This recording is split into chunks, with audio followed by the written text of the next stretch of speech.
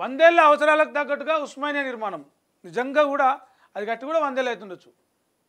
100 ఏళ్ళు అయిపోయి ఒకవైపు ఇక్కడ గ్లూకోజ్ ఎక్కుంటుంది మంచం మీద, కిందకెళ్ళి ఎలకలు పోతుంటాయి, మీదకెళ్ళి ఆ పెచ్చులుడి పడతాయి, జ్వరం వచ్చిందని పోతే ఆ పెచ్చులుడి పోయి తలకాయ వలుగుతుంది. ఉస్మానియా దవాఖాన పరిస్థితి అది. అసలు ఎంత రోగులు కావచ్చు, వాళ్ళను చూసుకోవడానికి వెళ్ళిన అటెండెంట్స్ కావచ్చు, ఎంత ఘోరమైన అక్కడ వాతావరణం ఉంటుంది అంటే చాలా ఇబ్బందికర పరిస్థితులు. పెద్ద దవాఖాననే, దేశంలో పెద్ద దవాఖాననే, చాలా చారిత్రక నేపథ్యం ఉంది, దానికి హిస్టరీ ఉంది.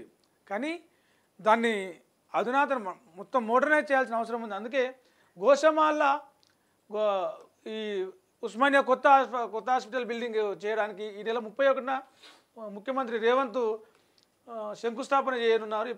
దామోదర్ రాజనరసింహ ఇంట్లో దీనికి సంబంధించిన భేటీ కూడా అయింది, సమీక్ష సమావేశం అయింది. ఎవరు గద్వాల విజయలక్ష్మి, సిఎస్ తదితర అధికారులు అందరూ పాల్గొన్నారు. ఏమేమి ఉండాలి హాస్పిటల్లో, ఏమేమి ఉండాలి? పార్కింగ్ 2 అంతస్తుల్లో అంబులెన్స్లే కావచ్చు, హాస్పిటల్కి వచ్చిన వాళ్ళే కావచ్చు, విజిటర్సే కావచ్చు, వాళ్ళందరికీ పార్కింగ్ అనుకూలంగా ఉండాలి. ఎందుకంటే పార్కింగ్ సర్కిల్ ఉస్మానియా దవాఖాన కాడికి పోతే బండి ఎడబెట్టడంలో తెలియదు, బయట మొత్తం ట్రాఫిక్ జామ్. ఇటు చూస్తే బేగం బజార్ ఒక బిజినెస్ సెంటర్, ఇటు చూస్తే ఉస్మానియా హాస్పిటల్. దీనికి వచ్చే వాళ్ళు ఎంతమంది ఉంటారో బేగం బజార్ బిజినెస్ సెంటర్కి వచ్చే వాళ్ళు అంతమంది ఉంటారు. రోడ్డు మొత్తం ఎప్పుడు బ్లాకే ఉంటుంది. అది అంబులెన్సు ఏమన్నా ఎమర్జెన్సీకి సంబంధించిన అక్కడ పోవాలంటే ఆ ట్రాఫిక్ జామ్లో ఒక 2-3 నిమిషాలు లేట్ అయితే ప్రాణాలు పోయే పరిస్థితిలో ఉంటే ప్రాణాలు గాలిలో గోవిందనే.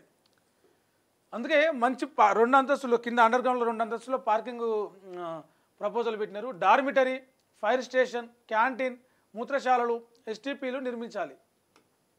నిజంగా టాయిలెట్స్ అయితే అక్కడ మొత్తం అసలు అది హాస్పిటలా లేక టాయిలెట్స్ మూత్రం దాని ఏమంటారు సులభ కాంప్లెక్స్ అన్నట్టు ఉంటుంది కొన్ని ఏరియాలో, మూలకి అంత ఓపెన్ టాయిలెట్స్ ఉంటుంది. ఇంకోటి ఆ మార్చురీలు కూడా, మార్చురీలు లేకపోతే మార్చురీలు అంటే ఏంది, మొత్తం ఫ్రీజర్స్ ఉండాలి, అందులో ఉంటే డెడ్ బాడీలు. కానీ టేబుల్ల మీద స్ట్రెచర్ల మీదనే డెడ్ బాడీలు ఉన్న పరిస్థితి ఉస్మానియాలో కనిపిస్తుంది మనకి.